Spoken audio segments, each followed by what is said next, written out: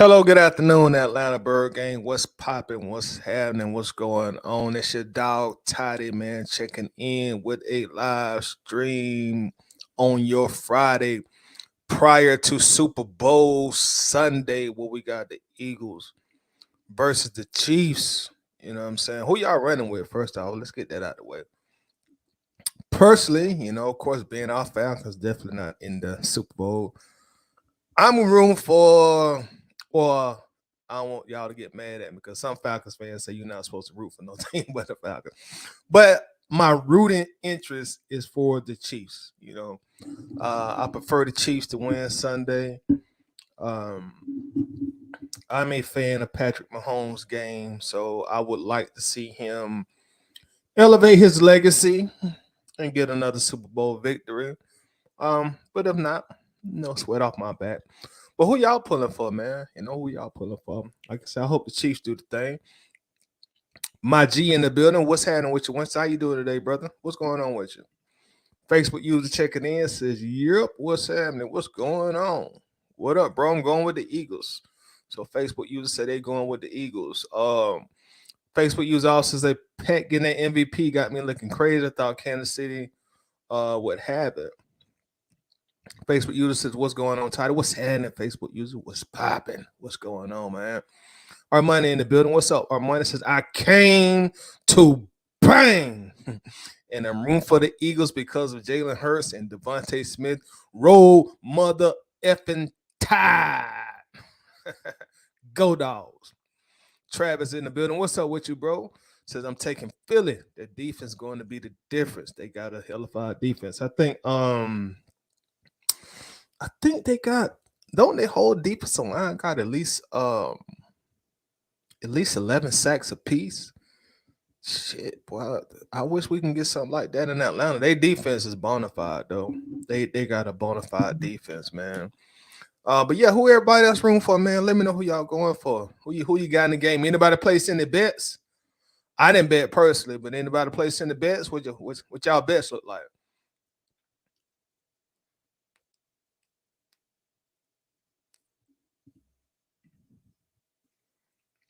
Winston says, "No smoke this way. What's good with you? I got feeling only because they're a more well-rounded team. I'm chilling, man. Everything good my way, man. It's Friday.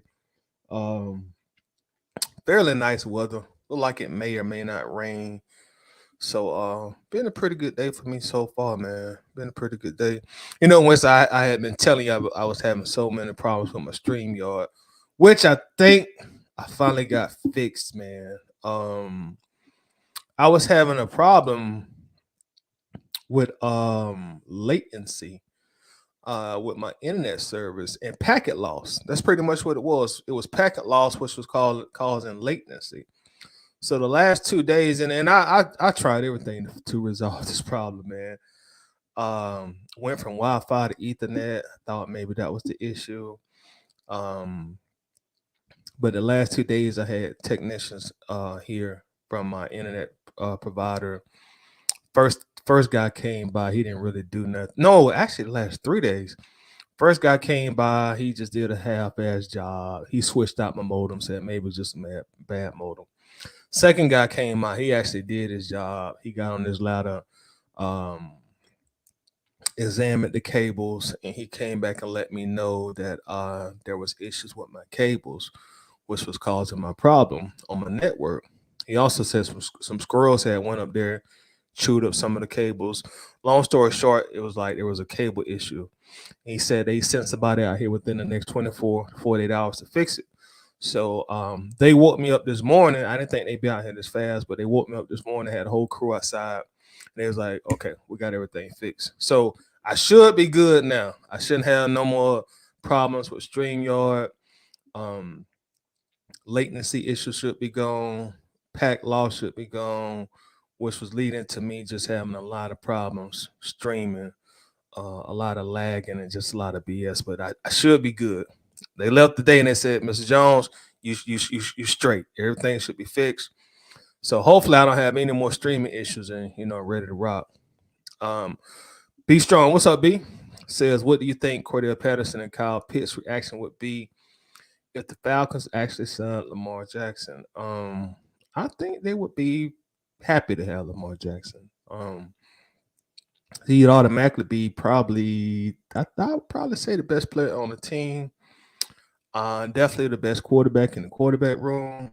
I think they would be pretty enamored to have Lamar Jackson on the team. I think both of them would be elated. So I think that's what their reaction would be. I think they'd be happy. I think they'd be elated. Facebook user, don't matter. I just want a good game. For real, for real, for real. Money, I put $25 for Devontae Smith to score the first touchdown. Good luck to you, bro. Hope you win. I hope you win. Kelly, what's up with you, bro? How's it going? Says I want to see Hurts gets his flowers. Jalen Hurts. Norman in the building. What's happening, Norman? We'd love to see Hurts get his. Okay. RJ Smith in the building. What's happening with you, RJ? How you doing today, brother?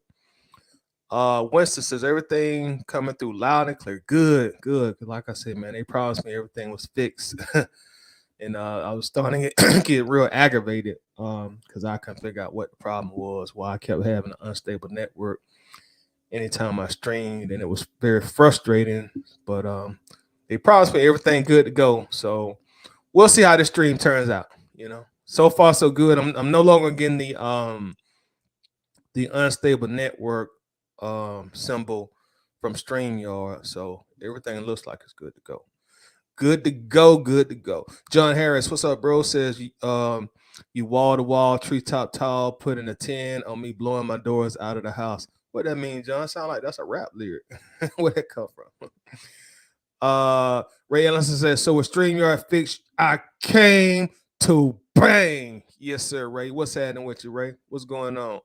Explain how we can afford Lamar Jackson and some defense with the cap that we have. You can afford Lamar Jackson. We're gonna have about what we got now, 56, 76. We'll have about $70 million in cap space once Mariota's cut. You can also restructure Grady Jarrett's contract and boost that 70 million to 80 million. Because if you restructure Grady, you're gonna have $80 million in cap space going into next year. And so even if you was to sign Lamar from anywhere to 45 to $52 million a year, as a general manager, you can be very creative on how that's paid out between base salary, between bonus, and et cetera, et cetera, et cetera. So even if you sign Lamar to like, let's just say 50,000, you still could have roughly about 30 to 40,000. Excuse me, I'm talking about thousand. 30 to 40 million dollars in cap space to fill out the rest of the team. And as far as the defense go, anytime I talk about the defense, I always tell everybody, y'all, like the defense ain't gonna be fixed in one off season. It ain't gonna be fixed in one off season. So you take some of your cap money now that you got after you sign Lamar, you sign some smart free agent acquisitions. Be smart with the money. Sign some guys who can be some potential difference makers on this defense. Guys that you believe in. Don't sign no guys that are 1 or 2 years away from being over the hill. And also, you need to draft well. That's another very key component to it. Draft well. Go. We talked about the Eagles. Go look at how the Eagles built their defense. They built their defense through the draft. So Fontenot and his crew, they need to draft well. So that's how you approach the first off season, and pretty much the second thing in your second off season. Give yourself the minimum of 2 years to get your defense where you want it to be. Don't just think you're gonna go from a 27th ranked defense in 2022 to the 4th ranked defense in 2023. Give yourself a 2-year window to work on your defense, and voila, there you go. That's my plan. You can send that plan to Fontenot if you like, and you can take the credit for it. Armando says, glad you got it fixed. My grandparents had a squirrel problem. Drove down to Georgia, bought me a BB gun and got to work. Man, don't be shooting all squirrels down here, man.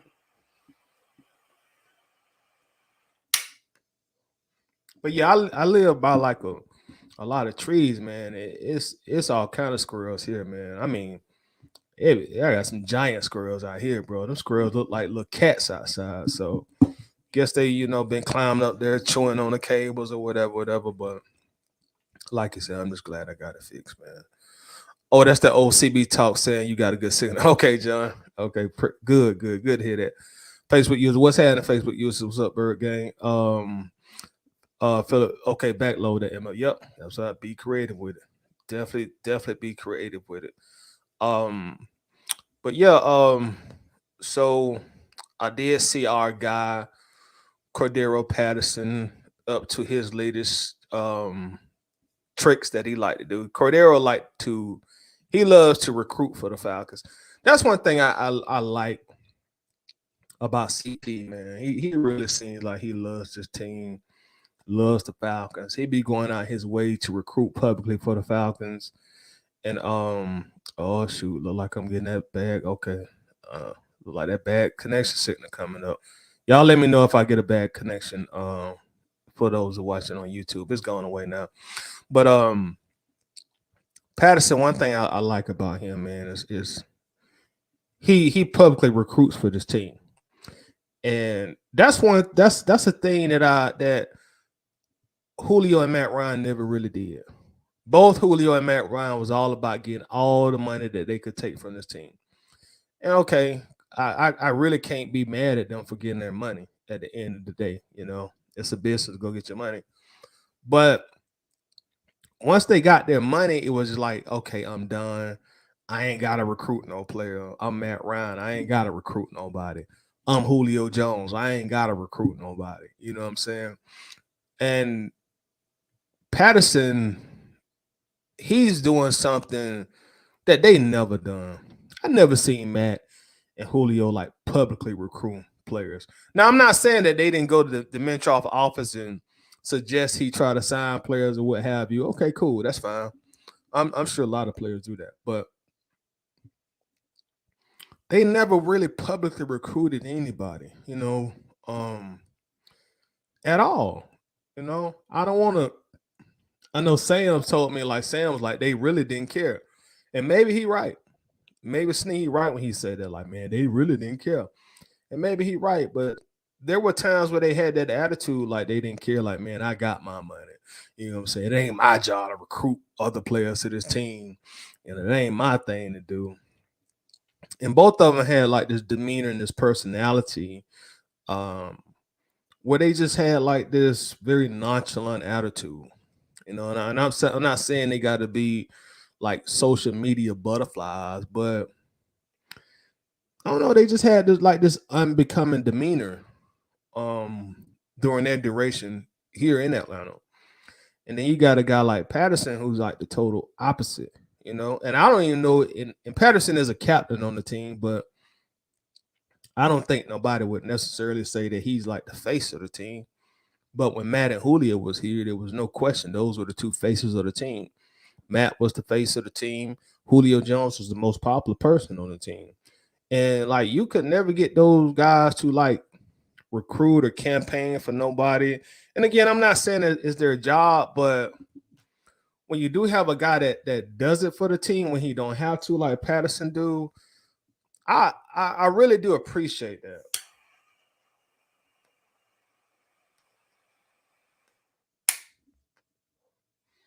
And I really wish that Matt and Julio had more of that in them when they were here, trying to publicly get guys here, but um that just wasn't them. That wasn't them at all. Um the real newbie says when Ritter leads us to the playoffs next year, we gotta go live together because I need this face to face when he prove you wrong. Prove me wrong how? How prove me wrong how? I hope he goes. I hope we get into the playoffs. I pray we get into the playoffs. If anybody is sick of losing, man, I'm right there at the top of the list of just being tired of losing.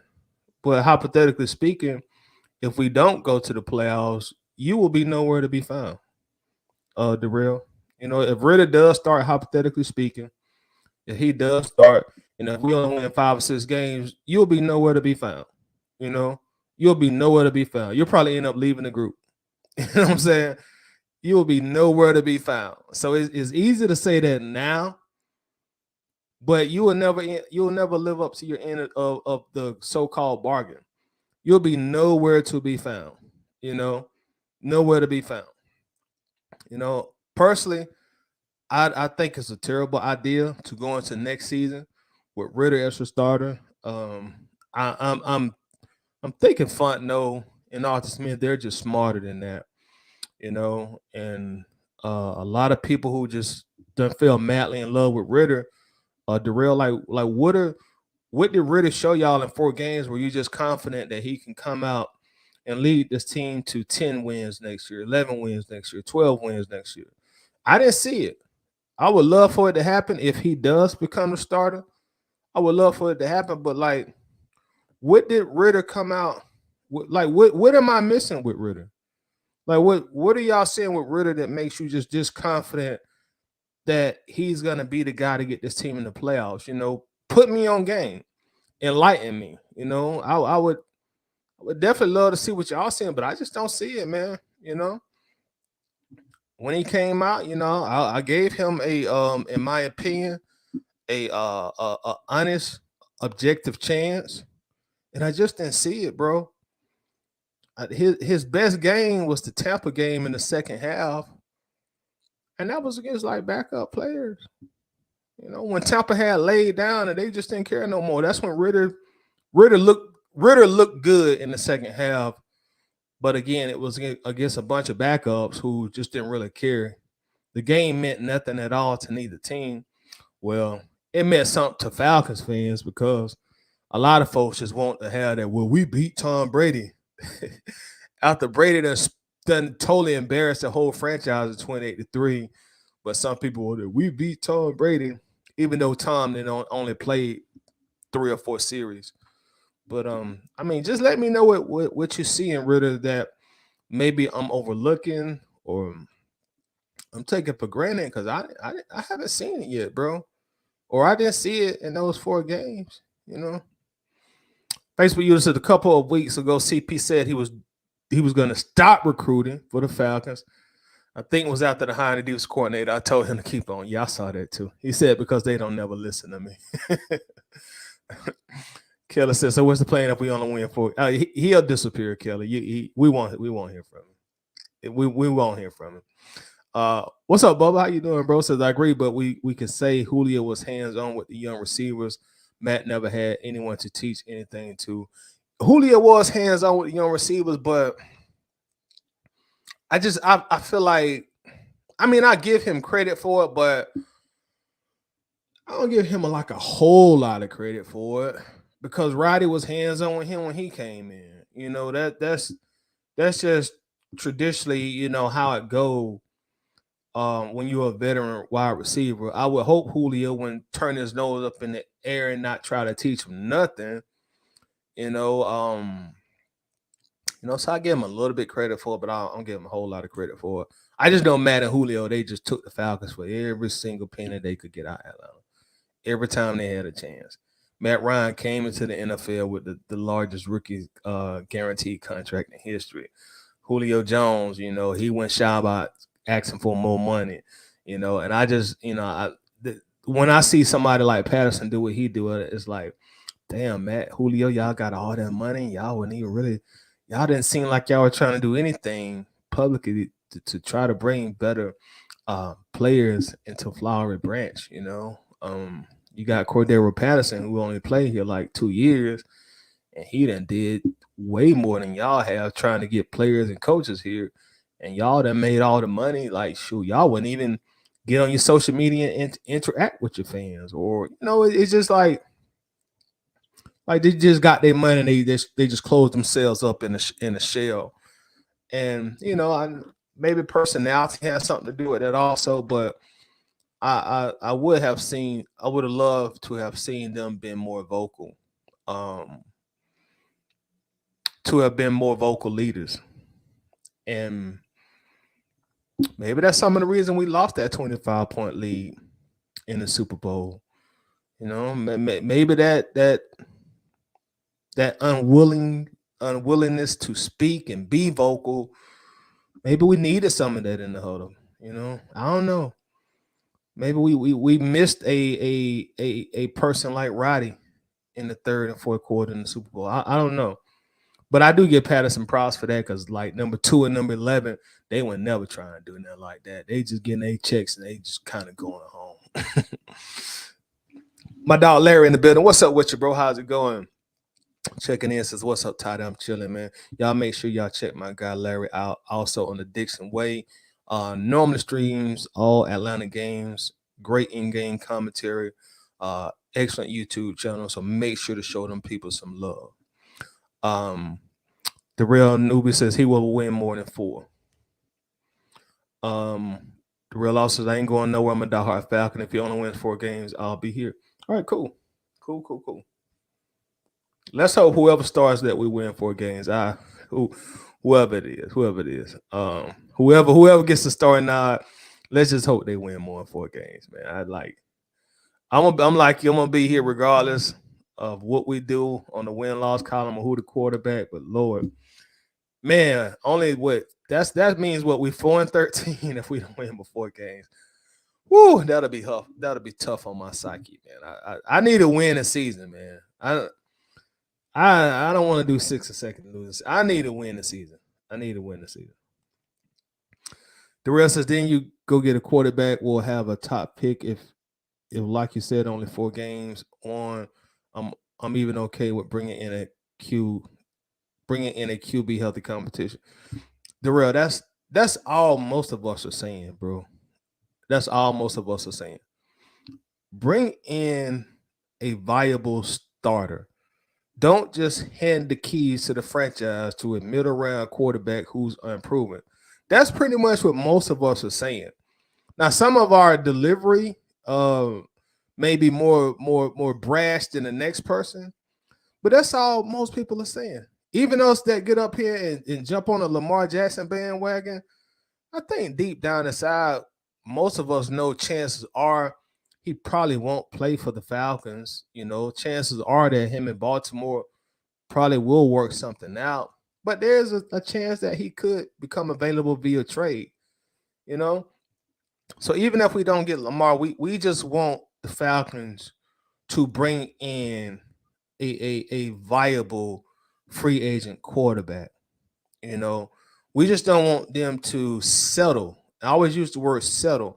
We just don't want them to settle for Ritter based on circumstances. That's the concern of a lot of us have.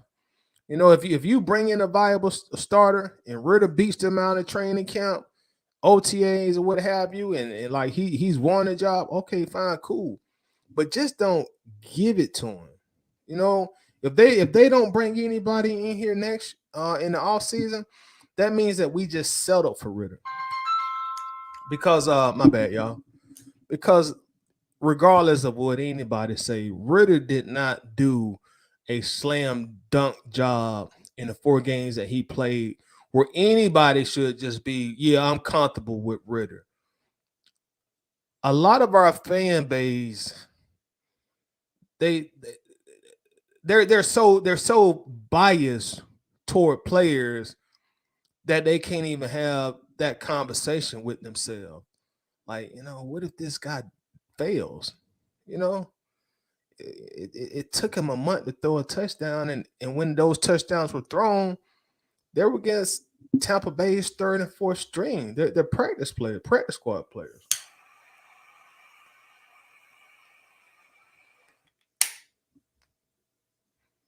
But that's what we saying, the real, you know. If Ritter wins the job, I'm gonna be Team Ritter. I'm gonna root for him. I'm gonna ride for him and all that stuff like that. But I just don't want the team to settle. I just don't want them to settle. No, that wouldn't sit well with me if the team just settles for Ritter. You know, I just don't want them to settle. And with this being such a pivotal year 3 of the Fontenot and the Arthur Smith administration, I really feel like they need to win. You know, I'm not saying if we have a losing season, they're gonna get fired. But what I am saying, if we have another losing season, like people are gonna start looking at them more closely. People are gonna start, you know, scratching their head and are these the right guys for the job? You know, so they need to win. Whoever's quarterback, and we need to win at the end of the day. What's up, Steve? How you doing, bro? Says, what's up, brother?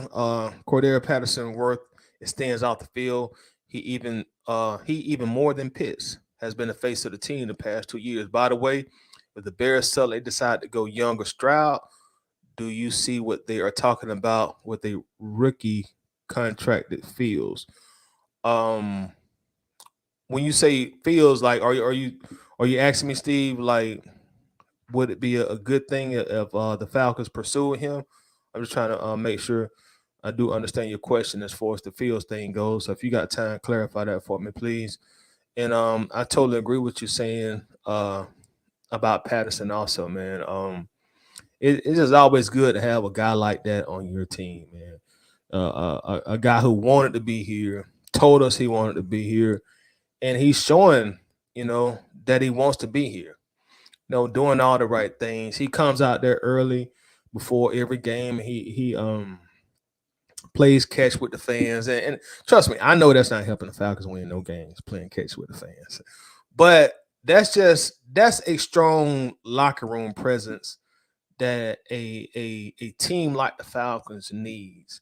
And then when they have him mic'd up and you hear what he's saying as he's playing the game, he plays with a passion, and that's something we ain't seen a whole lot from players in Atlanta that really play with a lot of passion. Going back to Julio, as a bigger fan as I was with Julio Jones, I can't honestly say every game Julio played just with passion. Some games you see Jet go out there, and I'm not saying he didn't go out there and try his best, but some games you knew Jet was more mentally into the game than other games. And sometimes Jet would just do his thing because he was just way talented and is so much more of an athlete than the next person. But every time you see Patterson play, Patterson just is just playing with this passion, this desire, this ambition to win. And I haven't seen a lot of guys come through Atlanta lately that has showed us that their motor is always running.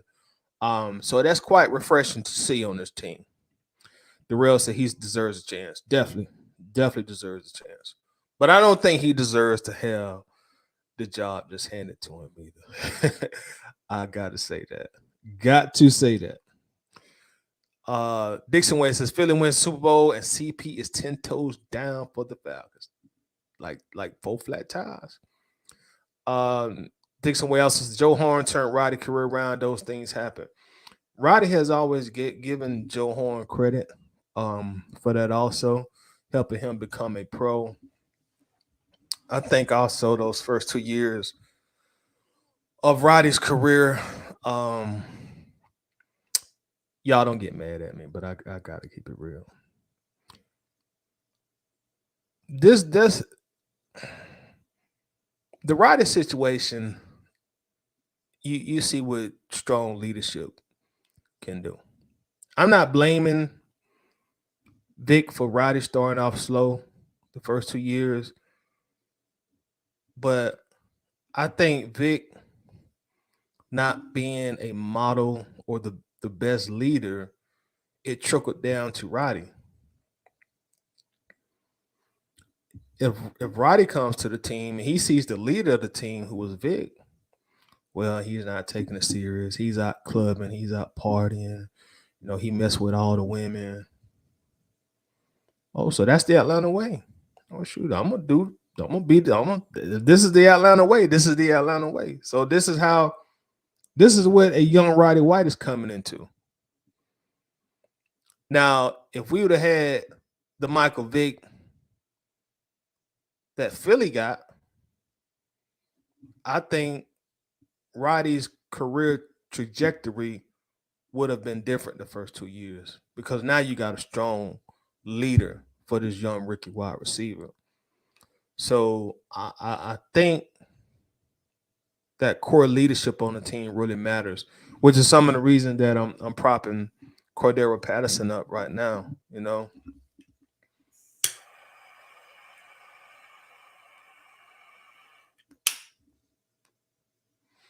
I guess it's good for us being, Atlanta's a party city if that's your thing, but I don't think it's always a good thing to be a party team That's going back to 2083.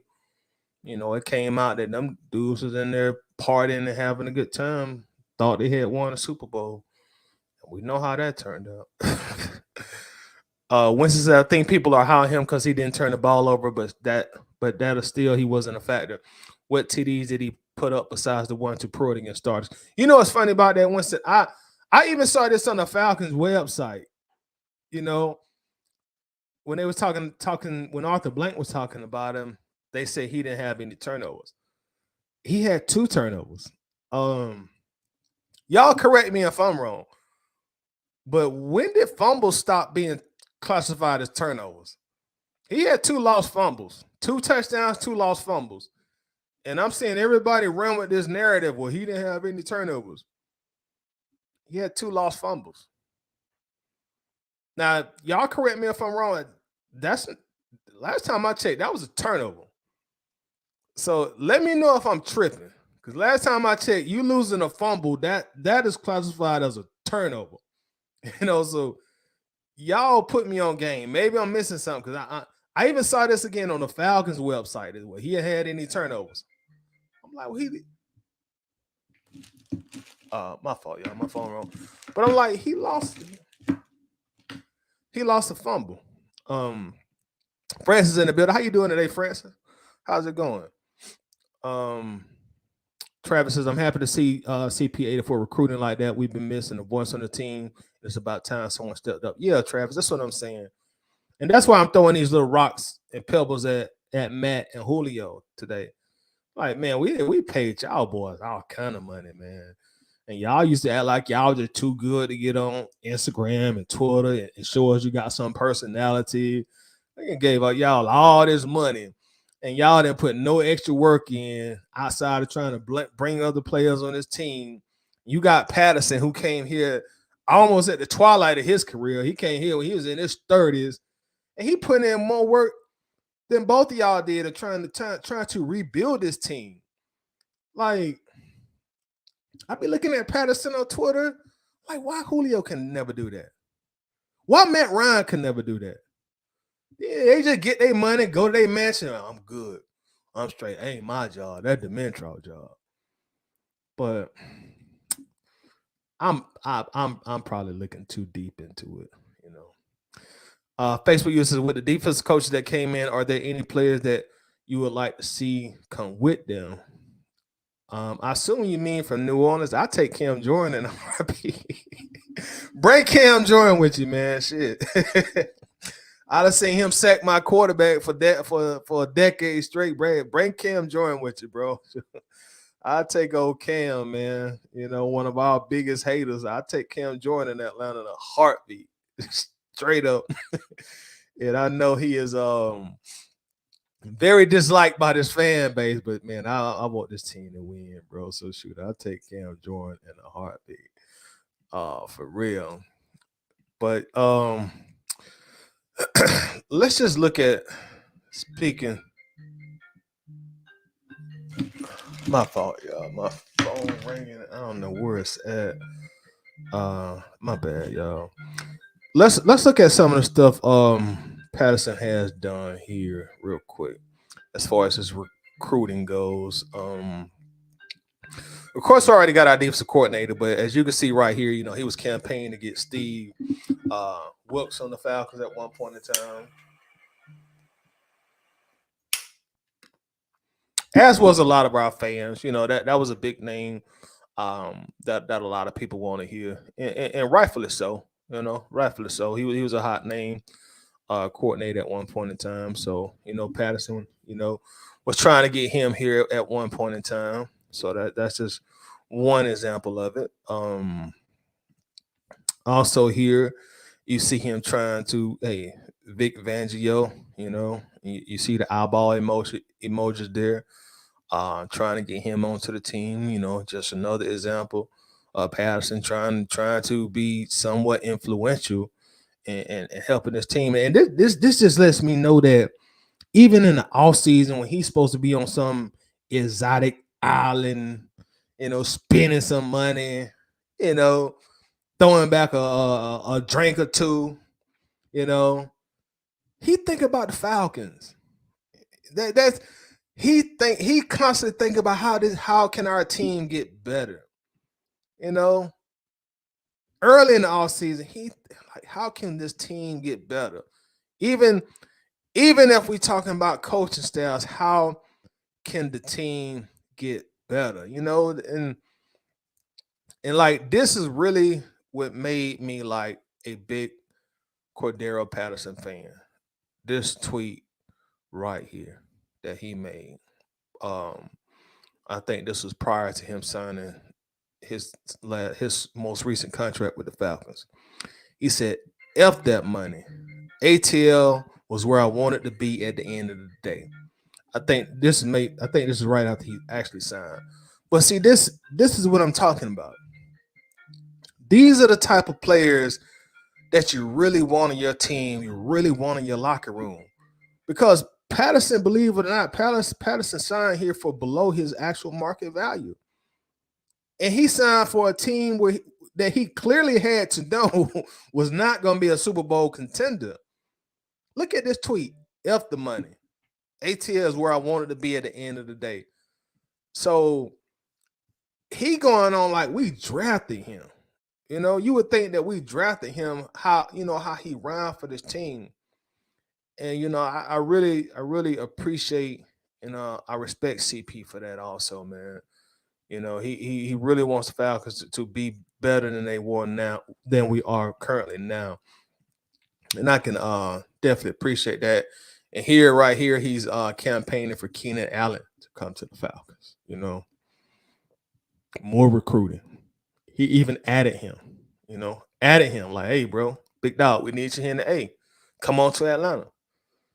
So like you need players like this on your teams, but especially with this being a social media era, all these guys be on their Instagrams and their Twitters and all that stuff. So I think stuff like this it helps. Of course, it's up to us to Fontenot to get them the right contract, but I think stuff like this actually does help, even if it's just a small portion. I think stuff like this, does help your team when you're trying to get free agents to come play for your team. I think it does help your team. Um, Here's one he did right here with Payne. Deron Payne, come on over to the A with Grady. Bam, let's go. Payne, come on over to the A with Grady. We want you here. I think stuff like that helps, man. And then you have like 600 people retweeted, and before you know it, it gets back to Payne. Payne end up texting Grady, Grady texting Payne back, hey, Holly, it's just stuff like that helps, man. So I really appreciate I appreciate Cordarrelle Patterson a lot, for doing this because we done paid a lot of guys a lot of money in Atlanta, and none of them went out of their way to try to help the Falcons in that kind of fashion, which I wish more of them would have. Lisa in the building. How you doing today? Lisa say it's crazy in a good way that CP is recruiting so hard for the Falcons publicly. I can't remember the last time when one of our starters did this and did it regularly. That's what I'm saying, Lisa. Like this is like uncharted territory for us. Having players on our teams to go out their way to do this because he ain't got to do this, But the fact that he's doing it, man, he wants to see Atlanta start winning. He wants to win. He wants to see our fans happy that we are winning, and it's just appreciated. Kelly says CP even got his tradition going with playing catch with the fans pregame. He does it even on the road. Yeah. And I mentioned that earlier, also, Kelly. And I don't know if you've seen it, Kelly, but I just clicked on Lisa's comment before yours. She posted a picture on her Facebook when she was actually playing catch with him before the game, also. And like I mean, that's not gonna help us win any games on Sunday, but that's just the kind of presence that you want in your locker room, man. That's a great that's that's what they call a great locker room guy. He's a veteran also. We got a lot of young guys on this team, so you like that good veteran presence. Bob says if we go under 500 again, will Arthur get canned? That's a great question, bro. This is my theory on that, or my opinion. If we go on to 500 this year in 2023, I don't think Arthur Smith will get fired. But what'll happen is his seat will get hot, bro. I'm talking about, July 10th hot in Georgia with at 3 p.m. The humidity going, it ain't rained in 3 weeks. July 10th hot in Georgia with no rain for 3 weeks, all kind of flies, gnats, mosquitoes. I'm talking about that old back road country Georgia heat, where you can be under the shade and it's still 102 degrees. That's how hot his seat will become if we don't win. If we go on to 500 in 2023, I don't think he'd be fired at the end of the year. But if we have another losing season, I think he could possibly be fired in the 2024 season if we come out losing. So I do think his seat would get very, very hot if we go into 500. And then if we come out in 2024, and we are still losing, I think at that point in time, they would go ahead and they would actually fire him. So needless to say, man, we need to win. We really, really, really, really need to win. I will say that. So give me something. I'm looking at something real quick, y'all. I actually had it's funny you say that. I'm trying to find a tweet.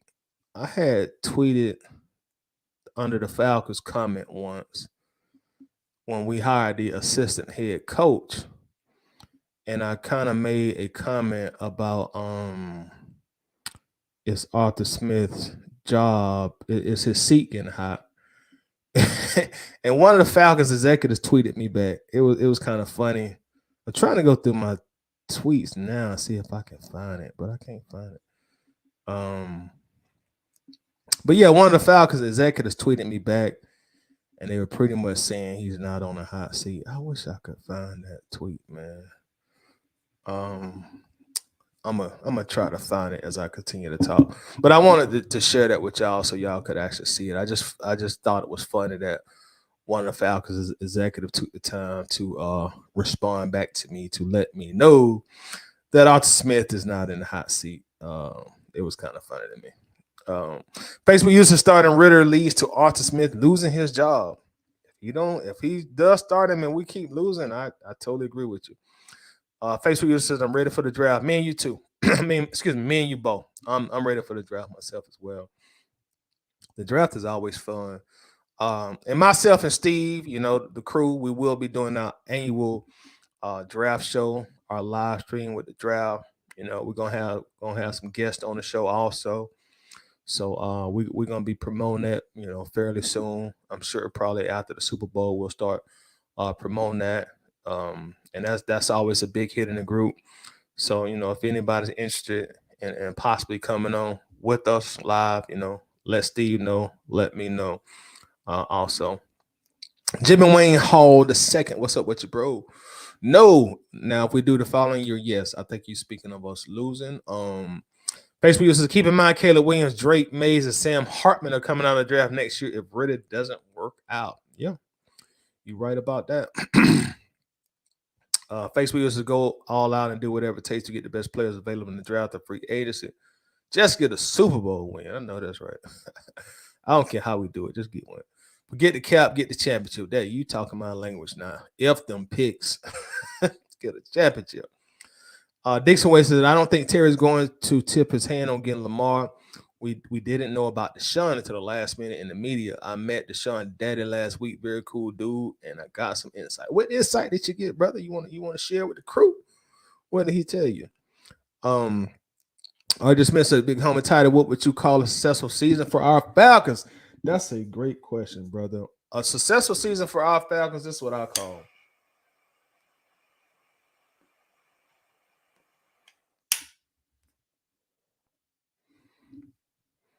a playoff win. If we get a playoff win 2023, I will consider that a successful season. A playoff win. A playoff win. At first, I was thinking getting in the playoffs, but like, no, a playoff win. And I think we could consider that a successful season. Getting a playoff victory, one playoff win, I think that's a successful season. And is there any position assistant coaches you would like to see our Falcons add to the coaching staff? At this point, none come to mind. None come to mind. I was saying the last time I did a live stream, for whatever reason, I don't get as invested into like the coaching searches and things of that nature. Whenever we have like open coaching vacancies, I mean, I always have like my preference, but I don't be as vested into the coaching searching vacancies like I am like with players and drafts and free agents. I don't know why, but for whatever reason, whoever they bring in as the coaches or whatever, I'd be like, okay, cool. I'm gonna give you a chance until you prove to me that you don't deserve another chance. So, nobody that comes to mind. I think that I filled most of the vacancies that I'm aware of. Also, Be Strong says, what are the chances the Ravens trade Lamar Jackson after the draft, or maybe keep him one more year and trade him next offseason? That way, we could have our 2023 draft picks and Lamar Jackson. I think it's definitely a possibility that they attempt to tag him and possibly trade him next year. But the thing about that is like there have been reports that Lamar Jackson or his camp or have or innuendo that is stating that he's not gonna play under a franchise tag. I've seen that reported, numerous places that he doesn't plan to play on a franchise tag. Um, so I really I guess we really just gotta wait and see, man. But it seems like every day that he goes and he doesn't have a new contract with Baltimore, Atlanta Falcons names are always in the headlines. Every single day, even in the mainstream media.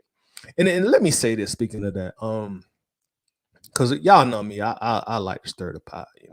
I enjoy stirring the pot. It it don't do me any bad not to stir the pot. So I don't mind stirring the pot.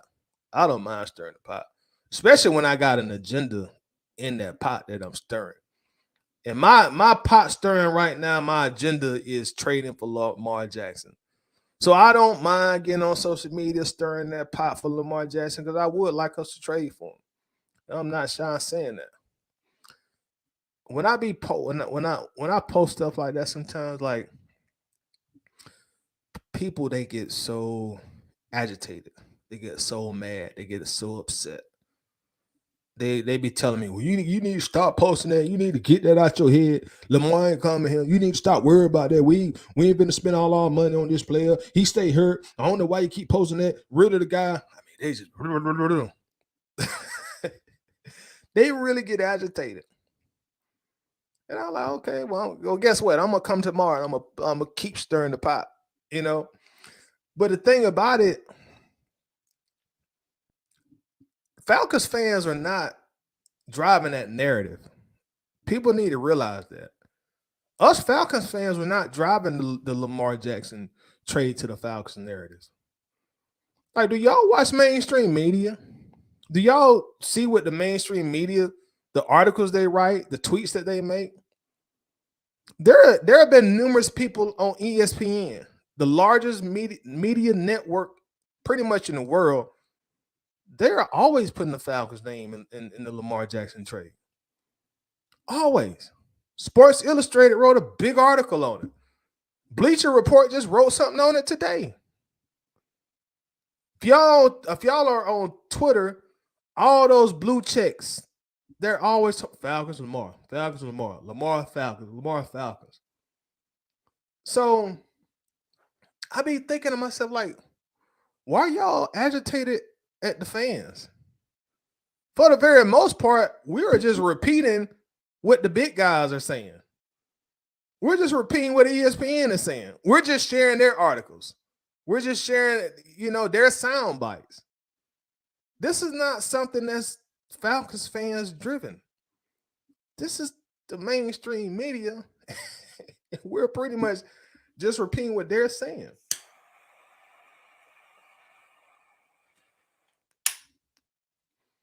But it's I find it funny how upset people get about that. And at the end of the day, it's the off season. This is when we talk about stuff like this. Even though I'm on that Lamar Jackson to the Falcons bandwagon, I know the chances are greater that he'll re-sign with the Ravens than come to the Falcons via trade. I understand that, but it's the off season. It makes for good conversation. It makes for good debates. It makes for good content. So it just puzzles me how people get so offended by the talk. It's just talk. I can promise y'all, Fontenot ain't reading nothing nobody in this fan base say and gonna base his decision on what his fans, what us fans say. I can promise y'all that. This is just all season discussion. That's it. That's it. And I asked the question. I'd be like, well, why are Falcons fans always fighting about the quarterback? You know what most people told me? Well, every fan base do that. It ain't just y'all. So I don't know. It's just perplexing to me at any time. But trust me, if you want the people who I find out that it gets on your nerves or it agitates you, I'm just gonna keep stirring that pot. I might get off this live stream and go make a Lamar post. Because I'll be having people on my personal page, they just get so upset about it. And I just sit back and I'll be reading the comments and I just be laughing my ass off. But let me keep going. Let me keep going. Steve said yes, pursue Justin. I I would be cool with them pursuing Justin. Steve, man, you was on that draft Justin Fields bandwagon prior to them getting Pitts. I would be cool with it. You still get him on a rookie contract. Now, I wouldn't give 3 first-round draft picks for Fields. I don't know if I go that far. I'm sure they're gonna want at least probably 2 if they trade him. I would be willing to go for 2 first rounds for Justin. I would give them the number 8 pick and a future first round pick. You might have to give them 1 or 2 middle round picks. But that's probably the most I would probably want to do as far as first round picks for Justin. Because again, the bonus is you still got him for, I think, at least how long Fields been in the league? 2 years. So realistically, you still got it for 3 years on a rookie deal. So you are losing some valuable draft picks, and y'all know my motto with draft picks: F them picks. But we don't have to commit so much salary for Justin as we would have to for Lamar, and really they're stylistically almost about the same player, and you'd have the opportunity for Justin, Kyle Pitts, and also Drake London to grow together and build some chemistry. So I would be cool with it. I'd be cool with it. Lisa says Patterson played catch with me in Detroit. He was tripping because he didn't catch the ball, threw it back, but I was able to catch the ball. Come on, CP, definitely a fan favorite. Yeah, he's a huge fan favorite. Huge fan favorite. Winston says Patterson is exactly what you need in the locker room for a rebuilding a team full of young players, showing how to love the game and fans will still put the brand over your name by recruiting. Yeah, much respect for Patterson, man. A lot of respect for him. Lisa says, I loved it when CP said he had to make up for a fumble he had, and then he wanted to get a special teams touchdown. Yeah, I remember that game. I remember that game. I definitely remember that game. He did it too because that was a big fumble. I remember because like this Patterson, and then he took the kickoff for a touchdown. I think he set the record that return too. I think also, Lisa.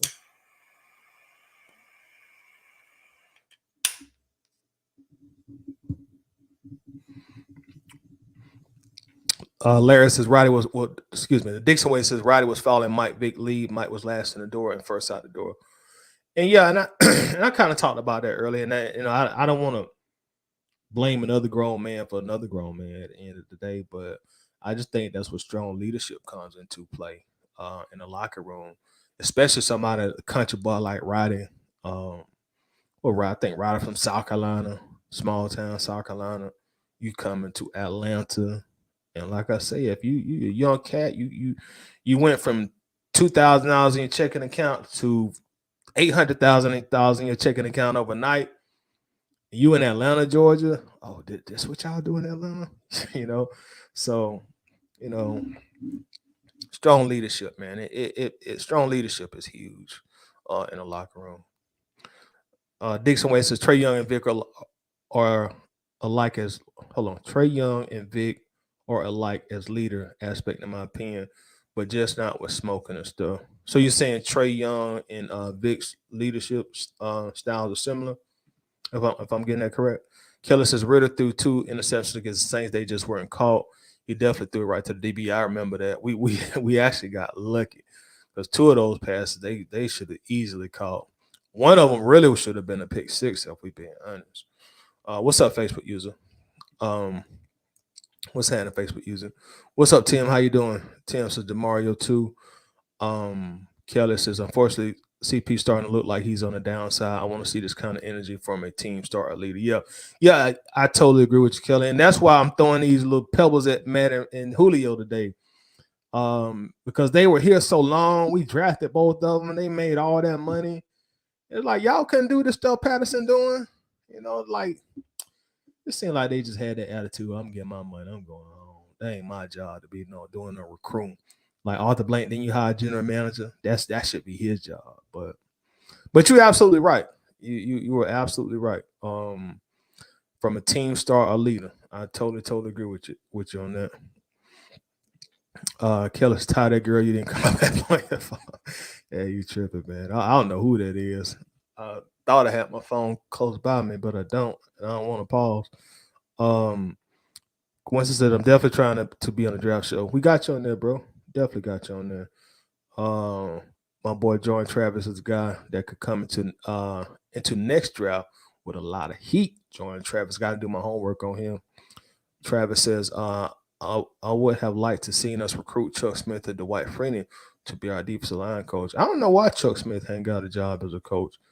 I think I heard somebody say he's making a bunch of money doing what he doing now. With his camp or his school. I don't know what's the correct word to call what he do. I guess it's defensive line camp. I guess you would call it that. I hope I'm saying it right, but I saw somebody somewhere say he's making a S load of money doing that. So maybe he's not interested in coaching at this particular time. I don't know. Also, y'all, a website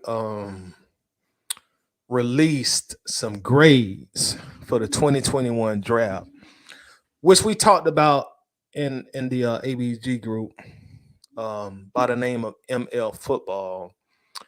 And a big point of contention was the grade that was given to Kyle Pitts, right? I'm going to pull it up real quick here.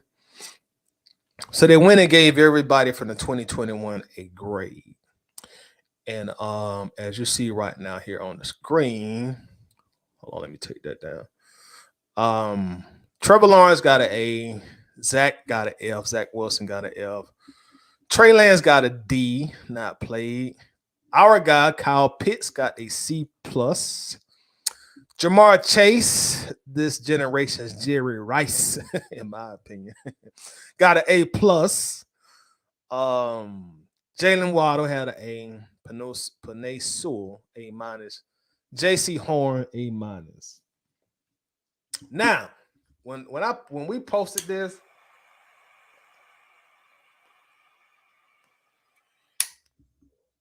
and we talked about it, as y'all already know, the Falcons fans went berserk.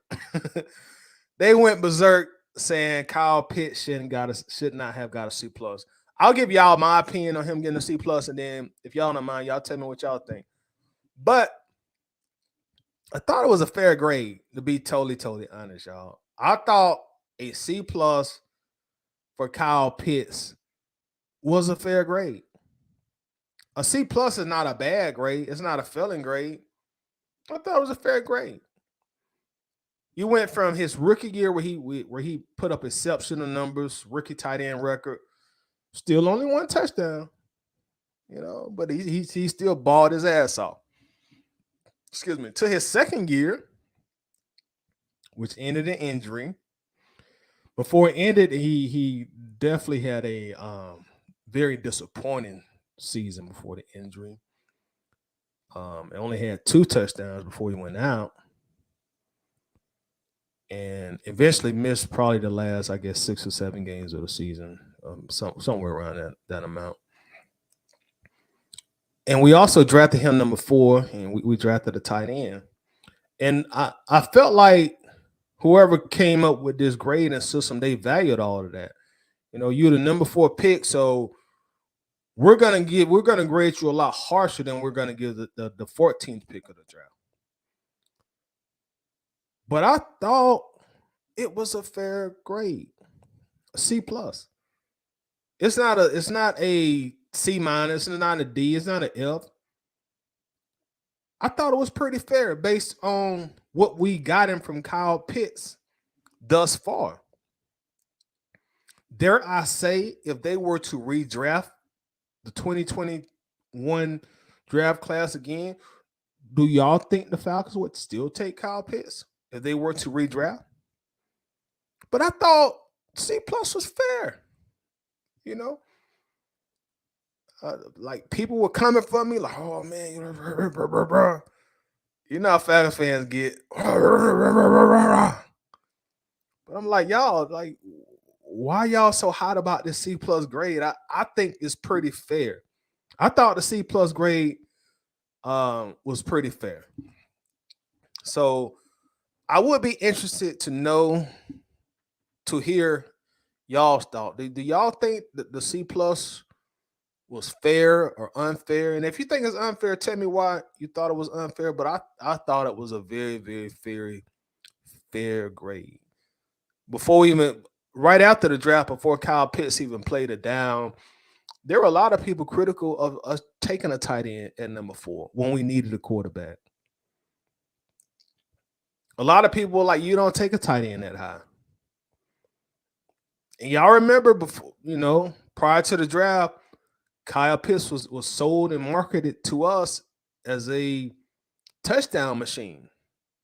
Well, he's going to solve all the Falcons' red zone issues. 3 touchdowns later. And we got a tight end now that has just as many touchdowns as Pitts has. And we didn't have to spend the 4th pick in the draft to get him. So I'm interested to know y'all thoughts on that as well. Ray Ellison said, I think the best thing I love so far about the Falcons this upcoming season is that we have options. When's the last time you can honestly say that? It's been a long time, bro.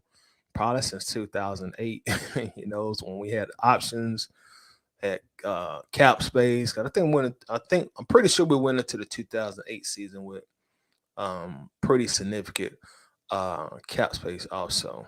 My dog Big Low Country Sports is in the building. What in the world, Bo? I'm sure most of y'all are probably already subscribed, but make sure you go to Big Low Country YouTube channel. Excellent Falcons content. Him and also Coach Ronnie, definitely one of the Falcons content creators that I watch all the time. So shout out to you, big dog. Matty T is in the building. What's up, Matty? What's going on? I'm chilling, man. I'm chilling, brother.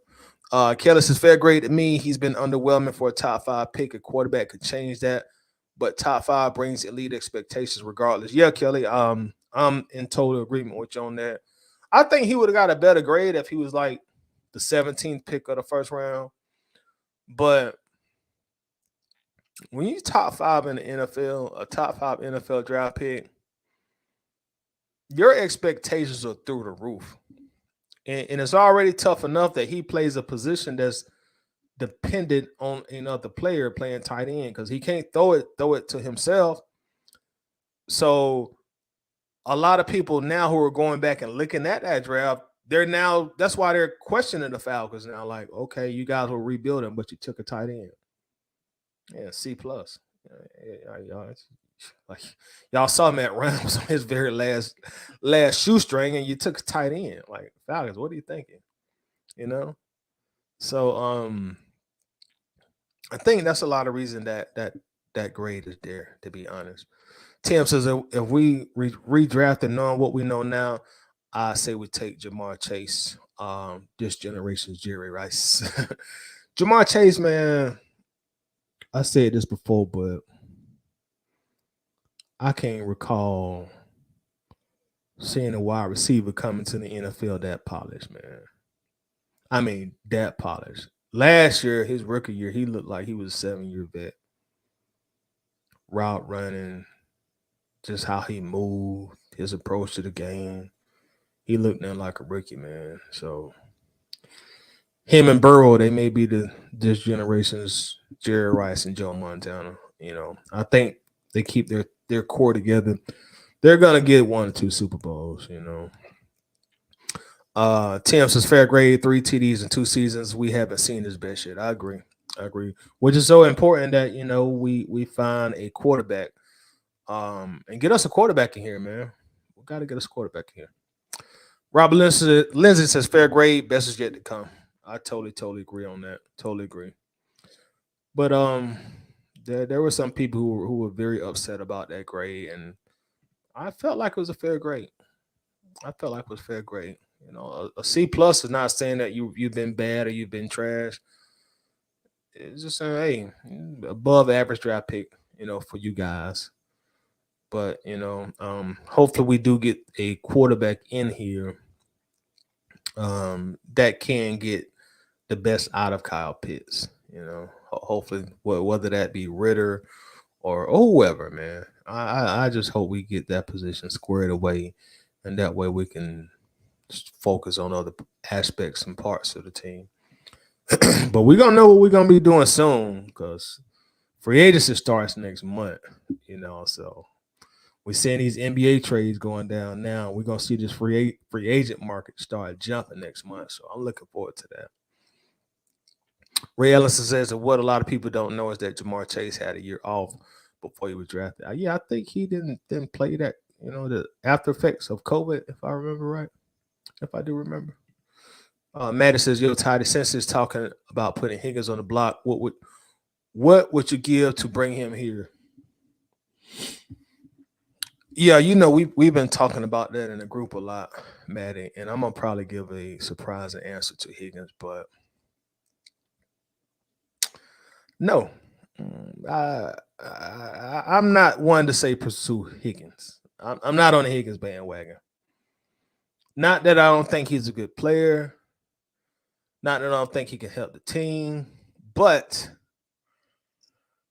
I want to get a quarterback before we just start keep getting all these weapons on offense. Before we add another skill position on another foundational skill position on offense, tight end, wide receiver, running back. I want to get us a quarterback that we know is the guy. Now I know somebody thinking, well, we got Ritter. Well, let's allow Ritter to prove himself before we just start keep adding all these wide receivers on the team. So before we go get any more pass catchers and we spend $17-20 million a year on one, or before we take Bijan Robinson, number 8 in the draft, let's make sure we got our quarterback situation straight first and foremost.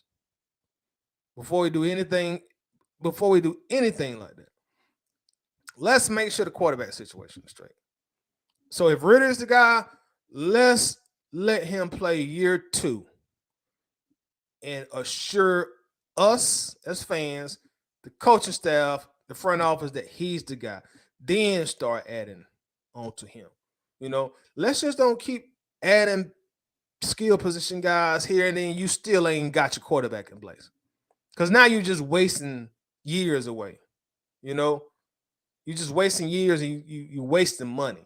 So let's get the quarterback situation straight first. Because no matter what, wide receivers come a dime a dozen. There's going to be another T. Higgins available next year or in the draft. You can find wide receivers. They come a dime a dozen in modern day NFL. You got millions of young kids that are playing wide receiver right now. And they're going to be in the NFL these next 2, 3, 4, 5, 6, 7 years. Let's get the quarterback position straightened out first before we keep adding all these pass catches. Ray Ellis says, I think it was a fair grade. It makes you wonder what his numbers would have been if he remained healthy. I expect next year to be his breakout year. I hope so. I definitely hope so. Tim says, you can't just grade him on potential. I do think what Kelsey and Gronk said has a lot to do with his production. Yeah, they were correct in that, what they said on that too. We don't use him right. We don't. Which also, Tim, that's why whoever did this gives the pick a C plus. Because they're looking at it like, well, damn, Falcons. You take the guy number 4 and you don't even know how to use him. So makes a lot of sense.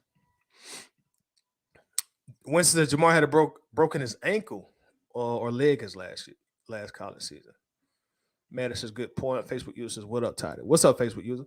Hey, y'all, but I'm not going to hold y'all long, man. I just want to come on here and just talk real quick, talk about Patterson's recruiting, talk about that grade that we got that we just discussed with Kyle Pitts, C+.